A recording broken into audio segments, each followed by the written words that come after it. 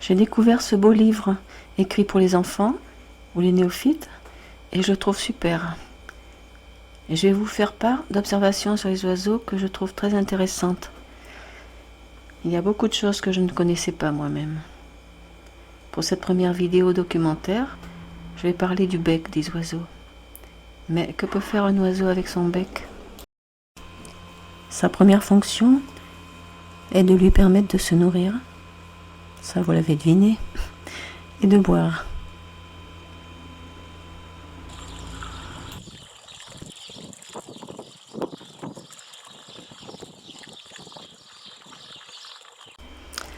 Sa deuxième utilité, principalement, est de transporter tout ce dont ils ont besoin, tout ce qui est nécessaire à la construction du nid, brindilles, brins d'herbe, mousse, plumes, etc.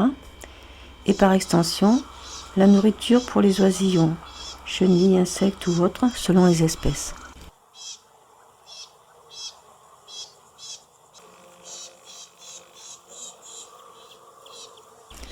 Alors, où sont ses dents? Eh bien, nulle part puisqu'il n'en a pas. Le bec, comme on peut le voir, comprend deux parties appelées mandibules. La mandibule inférieure, c'est celle qui bouge le plus, beaucoup plus que l'autre. Les mandibules ont une partie osseuse recouverte d'un étui corné en kératine, comme nos ongles. Et donc ils poussent et ça compense son usure inévitable. Je pense qu'on peut dire que leur chant sort par le bec, même si ce n'est pas lui qui l'émet.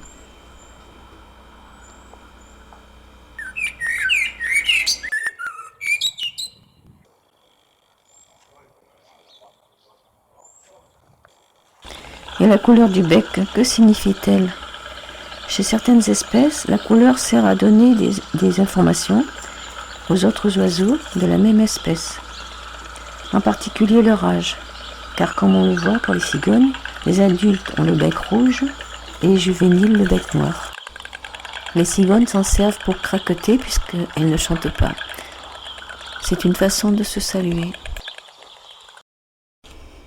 Le bec est aussi une arme redoutable, surtout lorsqu'il est long et pointu, comme celui du héron que l'on voit ici, aussi dangereux que la lame d'un poignard. Il sert alors à se battre ou à se défendre.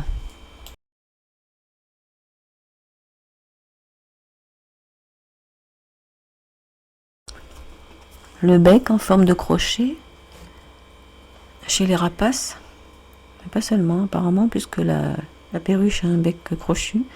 Donc ce bec leur sert à achever leur proie, à la déchirer pour la manger.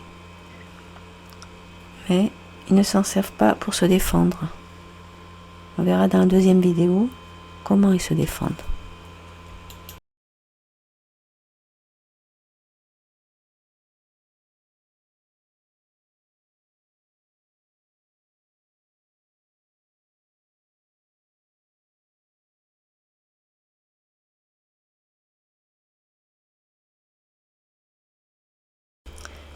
Les pics ont le bec pointu et assez long par rapport à leur taille. Ils s'en servent, en plus de leur utilisation classique,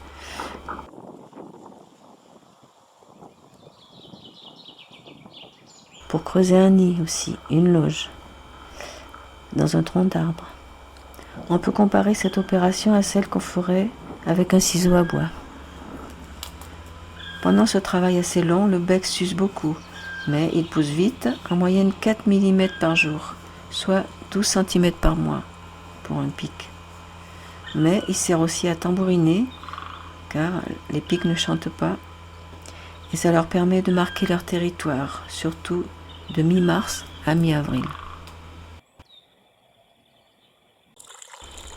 Chez les passereaux, il y a principalement deux catégories de becs, pour simplifier. Des becs plus ou moins longs et fins, et des becs plus gros et courts, pour les granivores. Leur forme est fonction de ce qu'ils mangent. Pour cela, je vous renvoie vers l'article du site oiseaubird.com. Je mettrai le lien dans la description.